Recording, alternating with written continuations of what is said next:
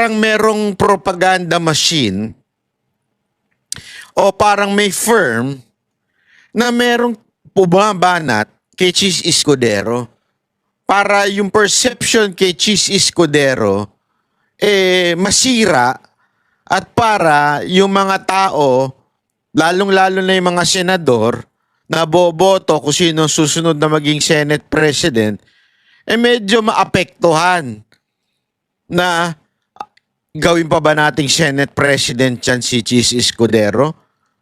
Tandaan ninyo, ang ginawa kasi ni Chis Escudero, tulad ng binibintang nung iba, keso Duterte daw, maka-Duterte daw yung dating. Ibig sabihin, maka-BP Sara Duterte yung kanyang desisyon na ibalik o, di ba, i-remand yung impeachment article. Pero kung titignan mo, mga kababayan, hindi naman po Bakit? Mismong Supreme Court, merong nakialam na. Mismong Supreme Court sinabi, sandali. Bago yan, meron muna tayong siyam na tanong.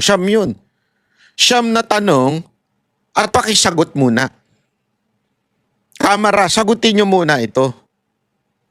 Anong nangyari sa mga ganito? Sa first, second, and third impeachment? Bakit kayo pumunta sa pang-apat? Na-review ba talaga ng mga congressman bago pinirmahan? Anong committee, saan dumaan yan? May karapatan ba yung SecGen na i-delay? Yeah? So, ibig sabihin, may siyam na medyo kaduda-duda na dapat sagutin. Again, bakit? When you ask something because meron kang kailangang linawin. Kasi nga, medyo malabo. So, ibig ko lang sabihin, if the Supreme Court says the same thing with Chis Escudero, merong sinasabi yun. If the Senate remand o ibinalik sa Kamara, hindi ibig sabihin si Chis Escudero maka-Duterte. Yeah? Pero, bakit ganun? Kasi nga, may problema. Pero anong kulay na ipinapataw nitong mga congressman natin, mga prosecutor, mga dilawan, mga komunista, mga terorista, anong pinapataw ngayon dito kay Chis Escudero? Mukhang merong pangdudumi na ginagawa etong mga to kay Chis Escudero para sa susunod na Congress, yung 20th Congress, mapalitan siyang Senate President. Tingnan ninyo itong balita na ito, ha? Tingnan ninyo. Kaliwat kanan ang pagbaha ngayon, pero tila may political storm din na namumuo sa Senado. Si SP Chis Escudero nagsingit umano ng bilyong-bilyong piso sa 2025 national budget. Karamihan ng pondo inilaan daw sa mga questionableng flood control project. Narito ang exclusive agenda report ni Dexter Ganibe ng Abante Radyo. Baha sa Metro Manila, baha sa iba't ibang lugar sa Luzon, Visayas areas at sa maraming lugar sa Mindanao. Bunsod ng mga pag-ulan na dala ng habagat na pinalakas ng nagdaang bagyong Krising. Ito, halatang kwento ito Halatang ito may karga At bumabaha rin sa insertions ang 2025 General Appropriations Act o ang budget ng gobyerno ngayong taon. Sa dokumentong hawak ng Politico.com, rumaragas ang parang bahang insertions na ginawa noong nakaraang taon para sa 2025 budget. Abot sa higit 142.717 billion pesos ang kabuang insertions na inilaan para sa flood control projects, pag-aayos ng mga kalsada at tulay at ilan pang infrastructure projects. Nangyari ito noong 19th Congress kung saan Senate President si Chis Escudero. Sa record na hawak ng Politico.com, pangalawa ang sorsogon sa pinakamalaking pinaglaanan ng infra projects na Galing sa politico.com. Naku po. Alam na natin yan. Hindi, ito, ano lang tayo dito, diretsuhan lang tayo. Alam na natin yung mga ganyang inilalabas doon sa mga online news, tapos pipick upin ng mga ibang news, na? Ito, tandaan ninyo ha, I'm not justifying insertion. As a matter of fact, I don't like insertion. Ano yung insertion? Yung sinisingit. Magde-deliberate, magbabay ka, tapos biglang isinisingit during the bycam yung mga ilang budget. Okay? Alam nyo, matagal nang ginagawa yan ng Kamara at ng Senado. Matagal na. Kopong-kopong ginagawa na nila yan. And I'm not justifying it. But, ngayon, parang may diin. May biglang diin. Sandali. Ito na naman tayo eh. Na parang ina-isolate natin yung case kay Chis Escudero lang. Parang ganun eh. Parang bagang matagal na may confidential funds. Yeah? Merong ganitong batas na hindi pwedeng sabihin yung kusino, kaya nga confidential funds eh. Tapos biglang ina-isolate yung kay BP Sara Duterte. This time, matagal ito mga insertion na to. Biglang hinukay at biglang ina-isolate si Chis Escudero. Again alam ko we have reservation on this. Ako, hindi ko rin kursunada si Chis Escudero eh. Hindi ko rin kursunada yan. Hindi ko sinasabing kursunada ko yan. Pero may naaamoy akong iba eh. May naaamoy akong iba.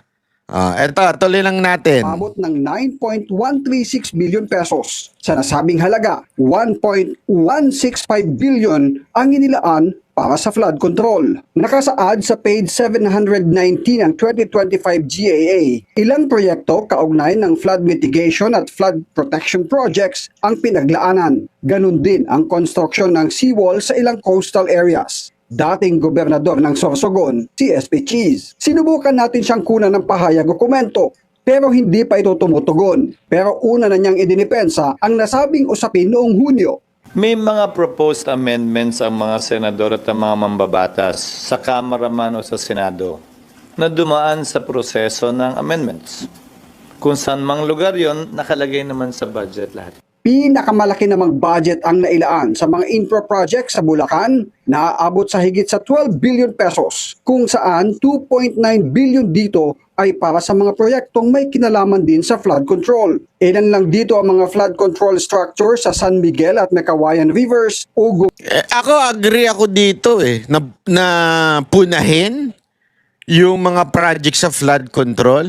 Pero sandali, lahatin natin. Wag lang wag lang yung tatama kay Escudero. Lahatin natin. Ang dami dyan sa kamera eh. Ang dami sa kamera. Mas marami nga sa kamerang insertion eh. Bakit ito ang pinupuntirya natin ngayon? Napapaghalataan, be. Creek sa Balagtas, Bulacan, revetment wall sa San Rafael at Pandi, Pulilan, Bukawi at Malolos City. Pero sa statement na binigay ni Senator Joel Villanueva, umaasa siyang totoo ang lahat dahil taliwasan niya ito sa sinabi sa kanya ng District Engineer ng Bulacan DPWH. Nakapagda raw niya itong tanungin sa isasagawang budget hearing sa mga susunod na buwan. Ayon kay Villanueva, hindi siya kasama sa liderato ng Senado noong pandayin ng 2025 national budget. Bukod sa Bulacan at Sorsogon, kasama sa top 10 na lugar na nakinabang sa umano'y 2025 budget insertions sa ilalim ng pamumuno ni SP Cheese, ang Mindoro, Batangas, Davao, Misamis Occidental, Quezon Province, Valenzuela City at Cebu. Marami rin sa mga proyektong pang-infrastruktura na nakasaad sa 25 GAA ay pawang nauulit lang at kinatay-katay ang isang kahabaan ng kalsada at pinaghiwa-hiwalay na magkakaibang proyekto na may kanya-kanyang budget. Para sa agenda, Dexter Ganibe, Abante Radio. Naka. Nuligsa ni Senator Tito Soto. Yun ang kasunod eh. Kita nyo? Yun ang kasunod. hindi ako, I'm not against Tito Soto, pero naku naman, napaka-obvious. Alam naman natin ang contender ni Chis Escudero sa Senate presidency si Tito Soto. Biglang nagkaroon ng statement si Tito Soto. Yeah. Sorry in some area, pabor ako sa mga sinasabi ni Tito Soto. Pero this this is politics. This is really politika ho ito.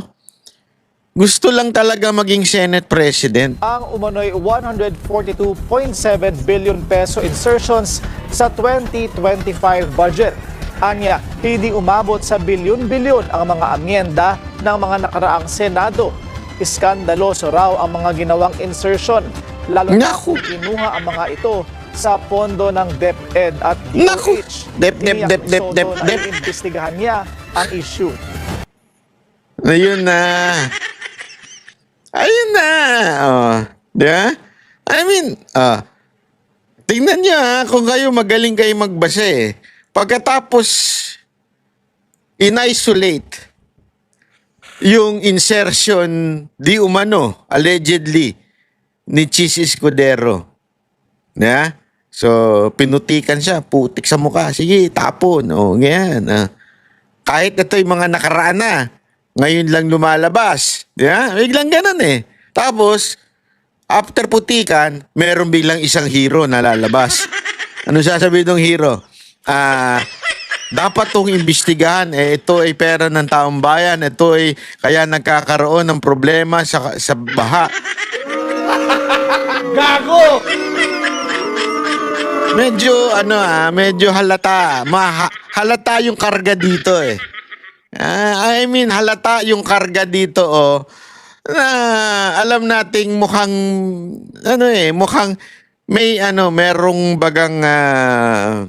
merong ginagawang hindi maganda. Di ba? May ginagawang operasyon laban kay Chis Escudero.